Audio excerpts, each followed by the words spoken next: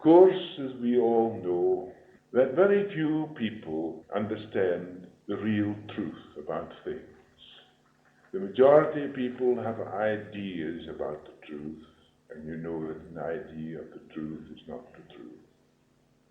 But if all nations and all people could see the falseness of the things that separate one from another, they would fall away. And then we would have unity. But as you notice, and as you know, I refuse to allow strangers to come into these classes. People who come into these classes must make application. Therefore, we do not allow anybody, any stranger, into these classes for the simple reason that the majority of people are not yet ready to receive the higher knowledge of the Masters. Therefore, as we say, many are called, but few are chosen.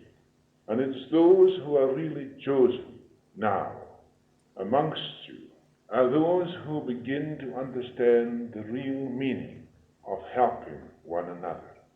Now, it is not so much helping one another of yourselves, but to help one another to see the falseness and the things that are hindering the expression of reality, that are preventing the world from becoming a harmonious place through which everybody could live in harmony and peace and plenty. My purpose, of course, when I was in the Himalayas some years ago, I was called to the Himalayas, as you know. I didn't think, of course, it would be my privilege to do this particular kind of work. Anyway, I was called there. And when I got to Calcutta, I thought that the person would meet me there, so I looked around, but no one met me there. So I went on still further, and I thought to myself, will I go any further? I think it all may be a hoax. I don't think I will go. Something told me to go. So I took the train up to Siliguri, and I thought perhaps at Siliguri that someone would meet me there that knew all about me. Nobody was there. So I went on further to Kalimpong, away in the mountains at the foot of the Himalayas, and there I stayed for 2 or 3 days. And all of a sudden I was out one morning, and a man dressed in purple robes met me on the pathway. And he said, "You have arrived, my son." Therefore he told me all about myself and my experience and how I was called here and so forth. Then I knew that it was true. And then I started telling him what I thought, what I knew about things, my ideas of the truth. And after I talked about an hour or more, he said to me, "My son, it doesn't matter very much whether it is true or not, does it?" So my balloon was gone. Now it's as fat as a pancake. And that is just exactly the position of everyone. They must become so humble to recognize that they are nothing. And it is when we recognize that we are nothing that we begin to build up that which is really essential in our lives. And I want to thank you very much indeed for your contribution to the sanctuary. As you know, the sanctuary is a worldwide organization now. We are sending letters to about 40 different countries in the world. And we have replies to many of them. We have sometimes anxious cables and wires and airmail letters asking for help. And that help is given all over the world. We know that I am not alone in this work, because there are many invisible workers with me who are working day and night, working all the time. That is why I say the sanctuary works 24 hours of the day. Therefore, it is these spiritual forces that know your desire, that know what you need, and you are given that help immediately. Don't think that I am the only one in this sanctuary. There are thousands of spiritual helpers who are working all the time, helping each one of you. And when I ask for anything, I know that it will be granted. And the easiest way for a person to receive that help is to be open-minded. Not to say faith to a great extent is faith that is very often the opposite of fear. That is because you fear something, you want to have faith to overcome what you fear. That is nonsense. That is not the faith at all. The faith that you need is the understanding of the spiritual power that exists now at this very moment. And we will never understand it until we begin to discern that which is preventing its manifestation. So it is not a faith that is born of fear, but a faith that is born of understanding. And that is why that we have such great success in the sanctuary. Transformation within is the salvation of the race. He said to them, "And who do you say I am?" So Simon Peter replied, "You're the Christ, the Son of the living God." Jesus answered him, "You're a blessed man, Simon Bar-Jonah, for it was my Father in heaven, not flesh and blood, that revealed this to you." Matthew 16, 15, 16, 17. It is most important to experience what is said in these talks than to discuss merely on the verbal level. What we are aiming at is to experience in the deeper strata of consciousness rather than to superficially discuss whether ideas themselves are true or not. For ideas will never transform the self, nor will they bring peace and harmony. To know that ideas will never bring peace and harmony is not enough. We must not merely discuss on the verbal level or react to what I say, because reaction doesn't bring action.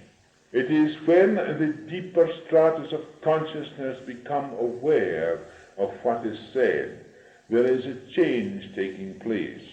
Now, I've experienced that often myself, and you will have experienced it too, that while I'm talking to you, that in the deeper stratas of consciousness there is a release. There is a transformation taking place, and that is what is essential.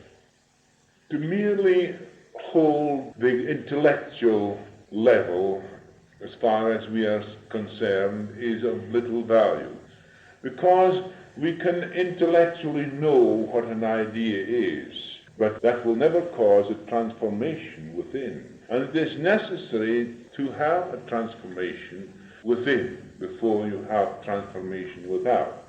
If there is no transformation within, there can be no transformation without. The present day is that there is no transformation within. Therefore we have wars, troubles in the world today. A little while ago, a few evenings ago, I told you that we could not have a peace that is born out of war. There is no such a thing as peace born out of war. It is not an impossibility, because peace will just be the opposite of war. Therefore, you'll be living in opposites, war and peace. Therefore, there can be no peace under those circumstances. And I told you that there would not be any peace until such time as we begin to realize the causes of war. And we have got to see and recognize the cause of war before we'll have peace. And the causes of war will then pass away and dissolve into nothingness, and peace is that which exists. At this very moment, that peace exists. We do not create peace. We do not make peace. Peace comes when the turmoil ceases. And it is the cause of the turmoil that we have to see, and the falseness of the conditions which bring about war, which is separation. We only have to see these things and understand them, and then we find that we have transformation within ourselves. Ideas will never transform the self or the world. Outward transformation comes only when there is an inward transformation through experience. To merely try to eliminate from our minds, bodies, and circumstances adverse conditions without inward transformation is useless. Is it not the general practice to try and place health, happiness, and abundance in the place of ill health, unhappiness, and lack? But is this not living in opposites, reverting from one to the other? You hold an ideal of health, and all the time you're struggling with ill health. You're holding an ideal of happiness, and all the time you're struggling with unhappiness. You have an ideal of plenty, and you're struggling with lack. Don't you see now that ideals are of no value whatsoever, because they do not create the conditions that you require to bring about that peace, that harmony, that health? You have to see the causes of these things, and these are rest in the self. The self is the individual that causes all your troubles. Now, once you begin to understand the self, its ways, then it begins to fall away. Now, the self is but an illusion, because the self does not exist in reality at all. Reality is one whole where there is no division. It's an expression of oneness, wholeness. Therefore, the self is an illusion. It does not exist in wholeness at all. The self is a self-created condition by the individual. When the individual begins to see that he is nothing at all, and in that nothingness of the self comes into being the reality, which is wholeness and completeness. Some of you have not yet grasped this truth, but you must find it yourself. I cannot give it to you. When you switch on the electricity, you expect the light. So it is with life within. We do not create the light is the electricity. So is life the light of man. We do not create life is. And it is to experience the ever-present life in the present that is essential, and not the placing of a positive in the place of a negative, which is merely a conflict of opposites. Now, what do you try to do? Haven't you not been taught by stupid people that you've got to place a positive in the place of a negative? That you have to try and cover up the negative with a positive? Well, that's the most stupid thing I've ever heard, because the negative will always remain. You have to discern the negative and how it arises, therefore, so that it passes away and dissolves into nothingness where it belongs, and reality then takes its place. Negative and positive ideas are both in the mind at the same time. You create one and you create the other. They become opposites which create a conflict in the mind continuously. Having and not having, so forth, continuously conflict that goes on in the mind. Unless you begin to see this conflict and understand the conflict of opposites, you'll always be caught up in them, and you will never know reality. You only experience reality when you have discerned what opposites are and how they come into being in your mind. Therefore, it is not a superficial change that is needed, but a radical transformation which is so essential in the individual and the world, which is rapidly disintegrating. Unless there is this profound experience of life itself, there can be no awareness of reality. Without awareness, our minds are bound by the paralyzing suggestions that come to us from the crude thinking of the race, suggestions that are accepted and acted upon without question. Are we not subject to these paralyzing suggestions continuously? We accept without question, act on these suggestions with disastrous results. You listen to a talk, you listen to somebody talking, a person who's caught up in nationality, a person who's caught up in separation, a person who's caught up in a political idea, a person that talks about these sort of things is dividing people, is dividing you, and you do not know it that you are being divided. One nation then becomes divided against another. One group becomes divided against another. One religion becomes in opposition to another. And all at the same time, the one life is permeating you all. Don't you see the falseness of these other things that are separating you, that are dividing you into groups, creating antagonisms, strife, and war? If war exists in the individual, it must exist in the world.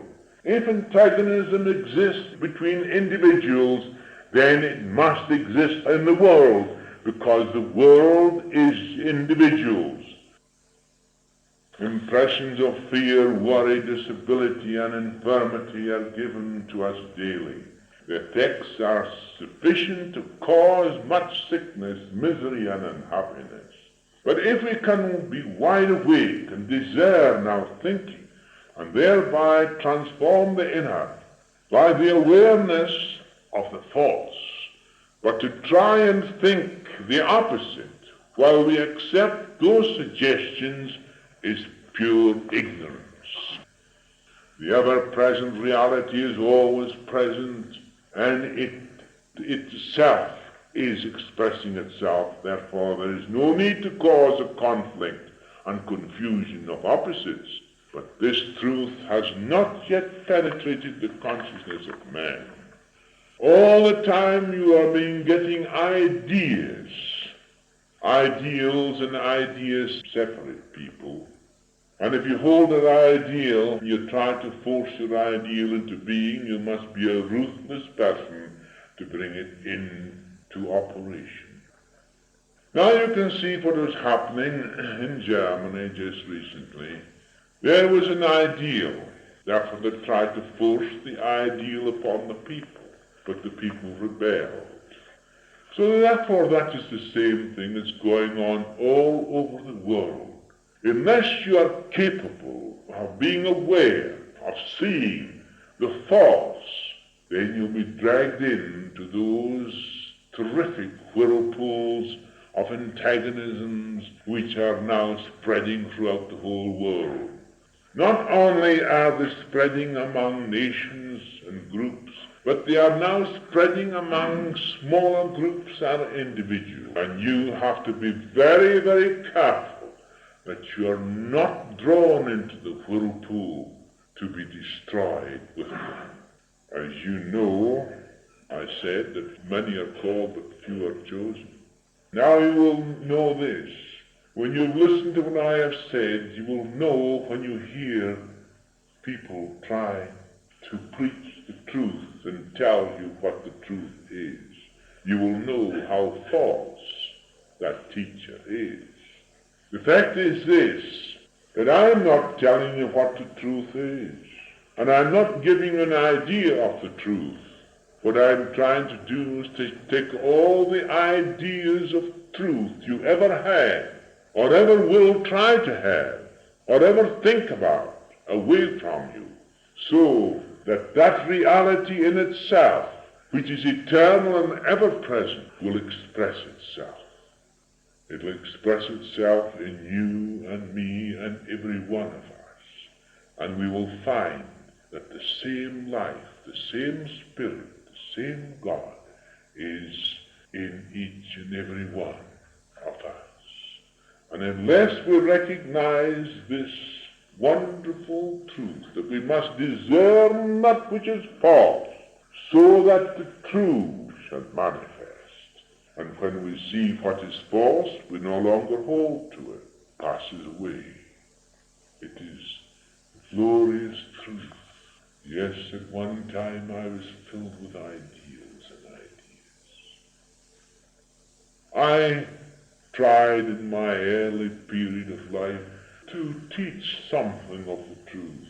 When I look back now, I see how stupid I was. I see how infantile I was. But now I come to the conclusion that I myself am nothing. And it is from the nothingness that the self is understood. Then reality in all its glory begins to manifest. The Spirit alone has voice. The voice alone gives expression to the Spirit. But if one is conditioned, therefore they'll give expression to their own conditioning. But if you discern your conditioning and understand how it comes about, it will fall away from you, and then your thinking will be pure. Modern science has revealed that light and sound are simply different intensities of motion. So are the thoughts of mankind different intensities of motion, self-created. To try and separate man from his thoughts is useless, for man and his thoughts are one.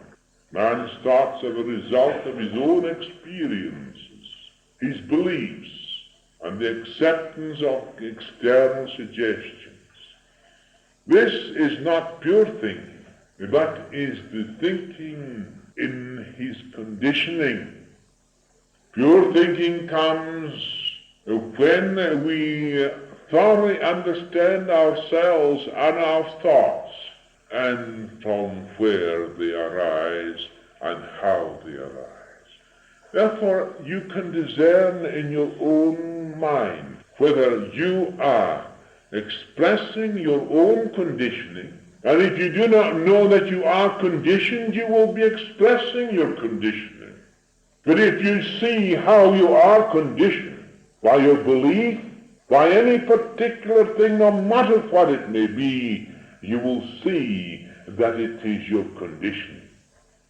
If you then free yourselves from your condition and strip yourselves from all your beliefs, all your ideals and your ideas, then in that moment of freedom, of freedom, you will express reality.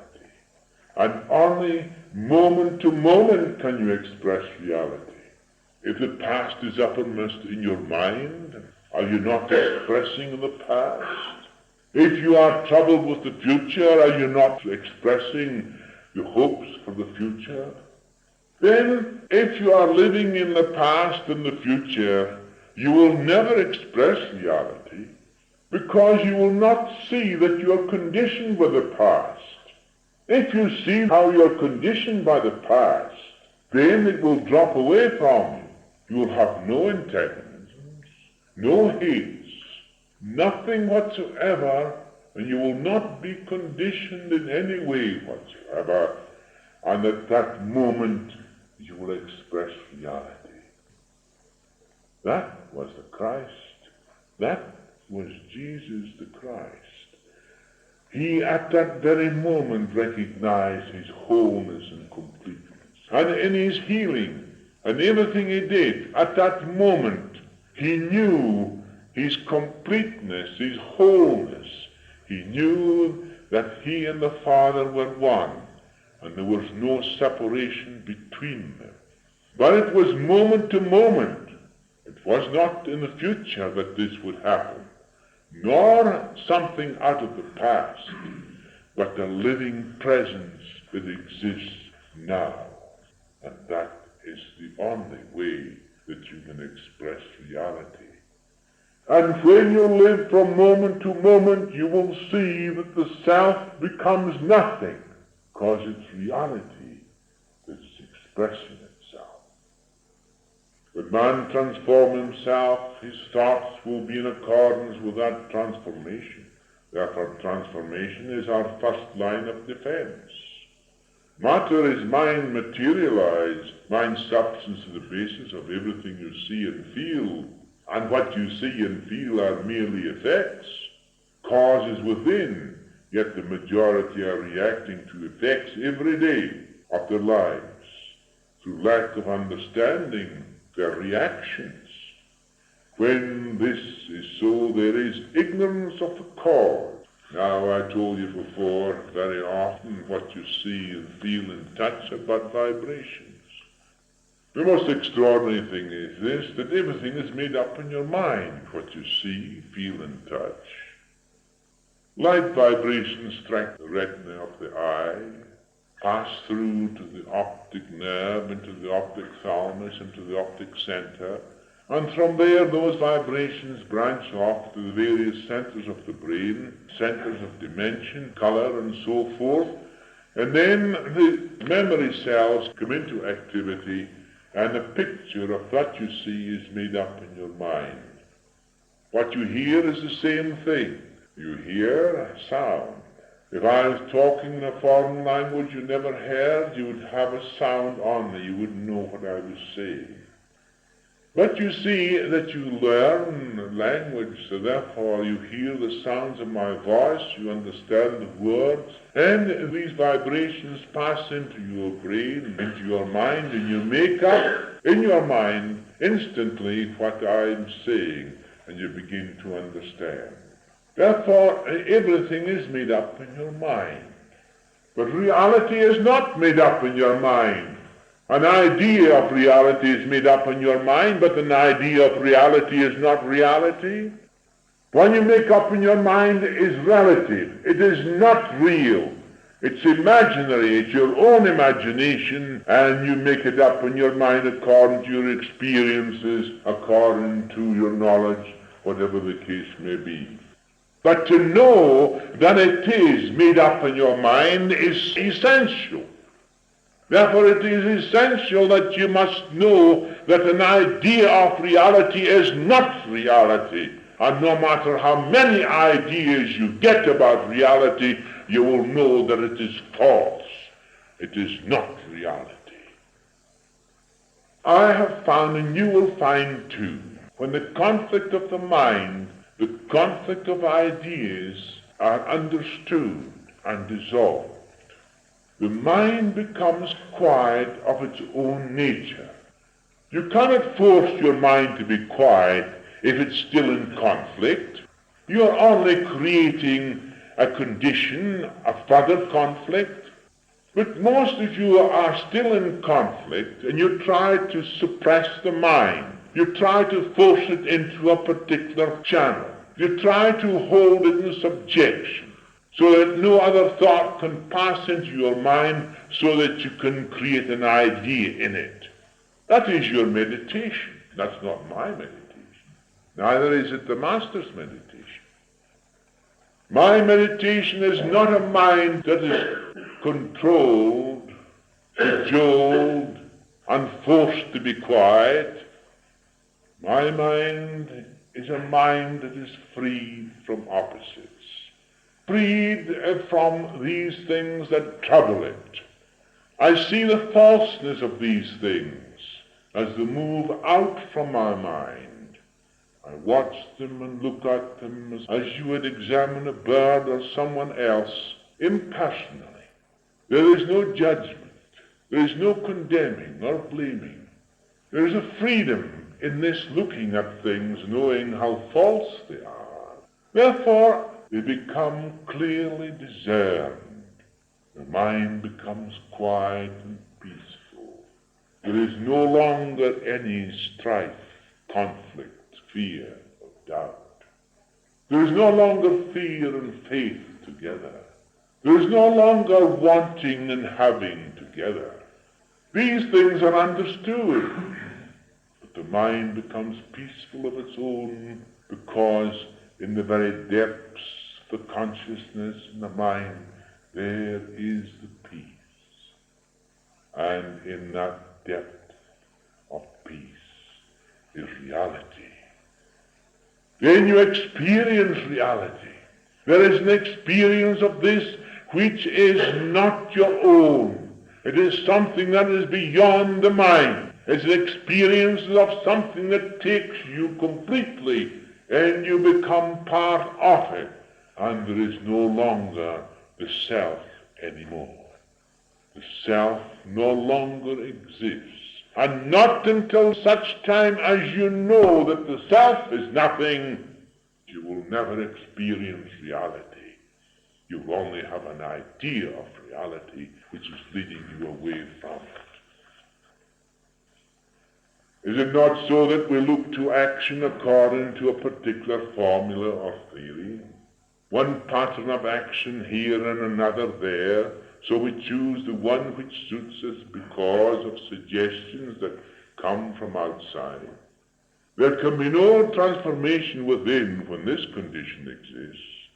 So we act according to the pattern laid down that suits us according to our ideals, which are generally a protection for the self. So we are faced with the problem of killing our brother in the name of religion, of peace, of a country, and so on. And we will not find the answer in further conflicting and opposing forces. And we will find the answer only in ourselves. That answer comes when we see the stupidity of all this conflict. The true answer is not to be found in the dualistic pattern of thought. We kill because of our property, our safety, our prestige is threatened, as with individuals, so with groups and with nations. To be free from violence and non-violence, there must be freedom from acquisitiveness, ill will, and the rest, because we do not go into the problem deep enough. We are satisfied with reform, with alterations within the pattern of duality. So within the pattern we try to bring about a modification, a change. So we maneuver to a better position, to a more advantageous point for ourselves. Change within the pattern only creates further conflict and pain and further disintegration. And that's what's taking place at this very moment throughout the world today. A change within the pattern will not bring peace, will not bring harmony. Change within the pattern will create more disintegration and more confusion until the whole world is embroiled in the conflict. There can be no peace, I tell you, out of war. There can be no peace that is born out of war. There can be no peace when war is its opposite. There can be no peace when war and peace are existing in conflict with one another. There can be no peace. Watch my words and you will see how true they are. A little while ago we were talking about peace. Yes, a peace made out of war. But what happened? One joker there thought he was doing a good thing, so he let out all the prisoners, let them free. So there was more strife. Now we have more strife within the pattern. All these things exist within the pattern, do they not? And therefore you can have no peace within the pattern. You must see the causes of war. You must see the falseness of all these things. You must see why we are antagonistic to one another. And not only see that, but we must see the falseness of it. We must go beyond the pattern of duality to solve the problem of opposites. Within the pattern there is no truth, however much we try to capture it. If we seek truth in the pattern, we will be led into many delusions. We must go beyond the pattern of opposites, of the I and the not I, the possessor and the possessed, for beyond and above the endless conflict of duality and opposites lies truth and creative understanding. This is to be experienced, not to be speculated upon, not to be formulated, but to discern through deep awareness these dualistic hindrances. Thus, in these talks, we can experience and not merely make it an intellectual argument, If I say something to you and you merely react in your intellect according to your ideas, you react and you create another idea in your mind through your reaction to what I say to you, you are only experiencing in your intellect. If I say something to you and you reject it because you do not believe it because of your conditioning, you are not listening to me either. But if you truly listen to me, and at that same time allow transformation to take place within yourselves by knowing, understanding the self and the ways of the self, the cause of your antagonisms and why, then that transformation will take place. Now, the judge is as guilty as the accused. Each one of us has built up this civilization. Each one has contributed towards its misery. Each one of us is responsible for its actions. Are we not each one of us the outcome of each other's actions and reactions? What we see is the collective result of our thoughts and actions following a pattern in opposition to another. So what we see individually is the collective result of our own thoughts and actions. What we see in the world today, war here, there, and everywhere, is a result of our own actions and reactions. You put the blame on someone else, but you have never looked into yourself.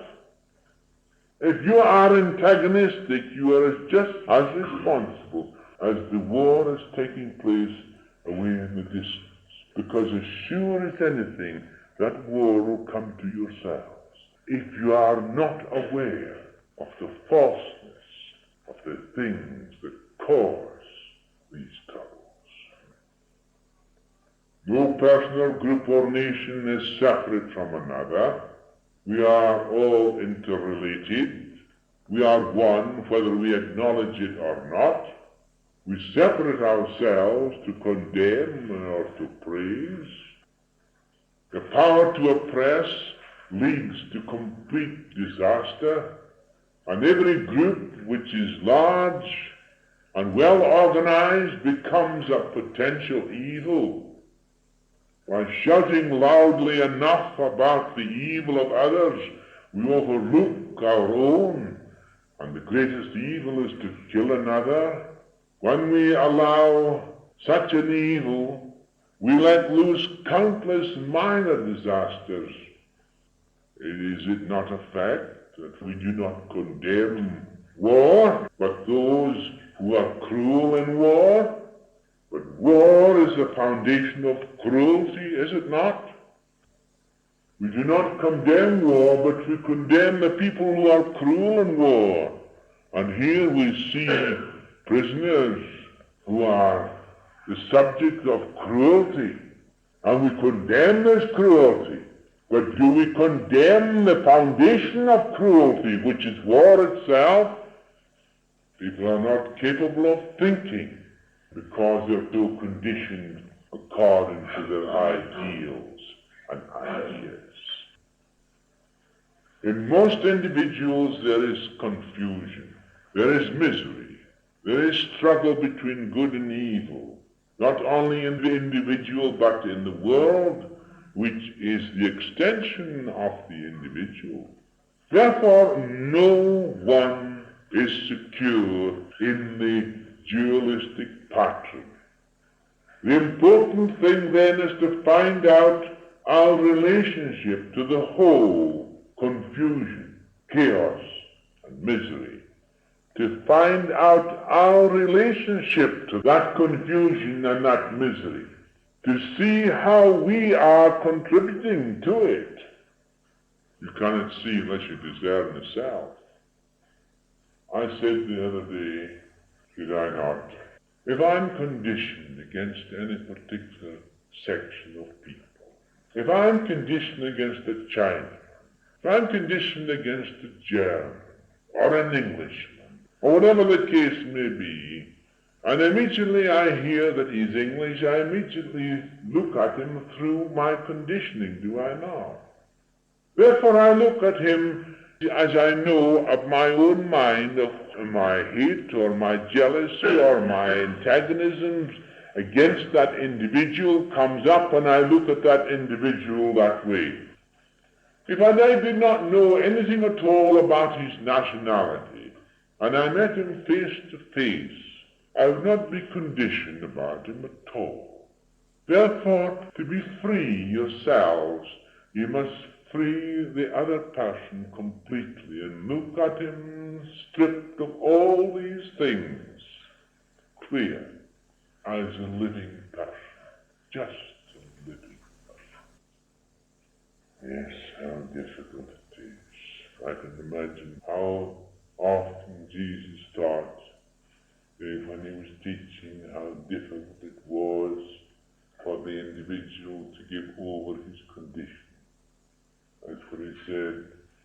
Yes, it's easier for a camel to pass through the eye of a needle than a man who's caught up in the riches of the world. When we become aware, we will see that all comes about through our own consciousness. Immediately we grasp this truth, we will see how our troubles come about. All our troubles have been brought into operation by ignorance of this truth. Is it not so that most of us desire the good and hate the evil? Yet hating the evil does not dissolve the evil, but gives it a power it does not possess. The eternal, whatever name you like to call it, God, truth, etc., is the only power there is. All philosophers, all religions have proclaimed it so. Yet have they found it? It cannot be found in a pattern, or a religion, or a creed, or a book, or through another's belief. It's only to be found by yourselves, and by yourself alone. No one can give it to you. I want to show you the absurdity of those beliefs. A child is affected by its parents' belief in sickness and dogma and death, which is real to them. This belief is the enemy to health and happiness, as slavery is to freedom. For man's belief in slavery and disease is colossal. Christ is a true man, and belief in disease and slavery is the enemy of true happiness. We have seen that man will die before he will give up his belief. Yet his belief in disease or any other thing is just a belief. It is not a reality. Is it not so that many of us have a belief in disease, and we will not give up this belief until it destroys our bodies? So we hang on to our belief like grim death before letting it go.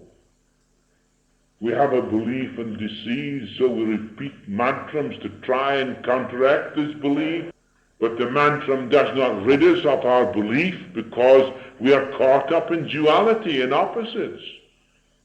As a woman said to me not very long ago, she said, I've learned to say mantrams, but you said, I always get the very opposite of what I say. I said, certainly, that's exactly what takes place.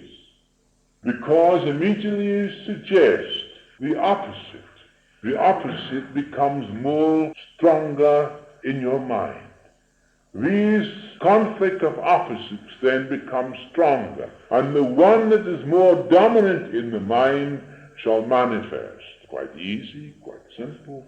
I said, that's why you get the opposite to your mantra, because the opposite is more dominant in your mind, and you only increase the intensity whenever you say something in opposition to it. So I've blown the gaff, have I not, when you are talking about your mantrams in the morning you start when you're shaving or when you're washing your teeth and when you're going through your clothes or going all the rest of it, you're continually saying mantrams. Going down the street, you're going in the car and you open the door, the office, whatever the case, then you sit down, there's still mantrams going through your mind. All day you're saying mantrams and you've got no time for anything else. Don't you think it's very stupid when reality itself doesn't require a mantram to bring it into operation? Reality is, you don't create it, it's a living expression. I'm the living expression of reality. Do I have to tell myself I'm alive all the time? Do I have to say in myself I'm a living thing? I know that I'm alive. The fact that I know that I'm alive and living, and my livingness is the expression of reality, I don't care about anything else. I know that reality is expressing itself. Reality being perfect in itself and its own creativeness.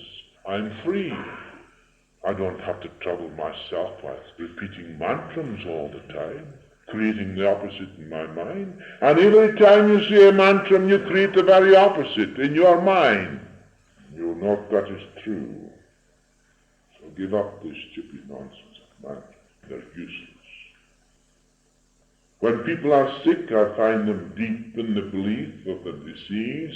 When I show them the error and convince them that it has no power of its own, they learn the truth and are free.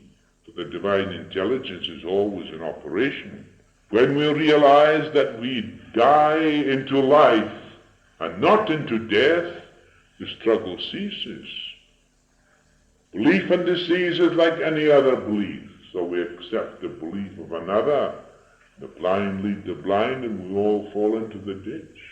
A religious belief in some outside God is the hardest to eliminate because it is an inherited belief.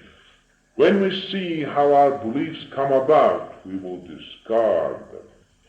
The self desires continuity, so the self accepts any belief that will promise him this. But it is not the continuity of life he seeks, but the continuity of the self. That's what he seeks. And no one can give you the continuity of the self because there is no such thing. That which continues is not reality. That which has a beginning and an ending is not reality. Anything that continues must have a beginning and must have an ending, and that which continues is not reality. When we discern the ways of the self and what it is made up of, we will find that it is but an illusion. When the illusion dissolves, there is true continuity of life in wholeness and oneness, and not in separation.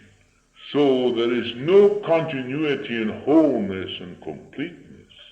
It existed eternally. Therefore there is no beginning and no ending in reality. There is a beginning and ending in the self, but not in reality. In reality there is no beginning. It's the Word that was in the beginning. And that Word was with God, and that Word was God. And the Word was made flesh. But the flesh has no say in the matter. Therefore the Word remains immortal. That Word came into time, but that Word existed in the timeless. And as that Word flowed through time, it still passed into the timeless. As the Word becomes the expression in the flesh of man. Now, at this very moment, man is caught up in time, but the Word remains immortal. It is the timeless. Jesus knew this. He was not afraid of death. He only knew life. Why did he know it? Because he dissolved all the faults away. And then he said in these appropriate words, "Of mine own self I am nothing. When we abandon the pursuits of the self, then we will find that which is beyond. And that which is beyond is love, and love is eternal. Then take hold of the tree of life, which is your salvation. Salvation is through love alone, for God is love, and love is God. And this is what we have to experience. Not merely speculating about love. Unless ye are born again this time of the Spirit and water, you shall not enter the kingdom of heaven. This is transformation within. This people honor me with their lips, but their hearts are far from me. Vain is their worship of me, for their doctrines they teach are but human precepts. Matthew 15:8-9. Benediction. O Eternal One, I know that thou art I, and I am thee, and thou alone dost exist now and ever will. Thou dost impersonally exist in every soul as love and wisdom. I behold thee as Christ. I behold thee as Krishna. In the babe thou art fair. In all nations alike, dark and fair, thou art hidden in the temple of love. In the sea of cosmic infinitude, so do thou appear unto me visible and living, for thou art the ocean of life, O beloved, eternal one. Now let's enter the silent healing.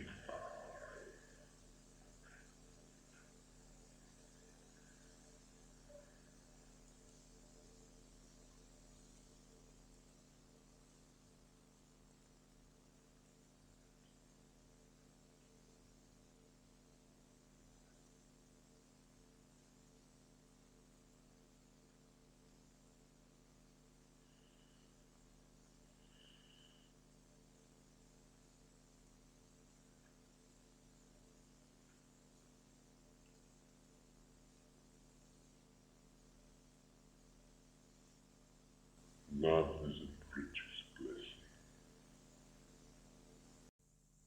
It's the key to heaven.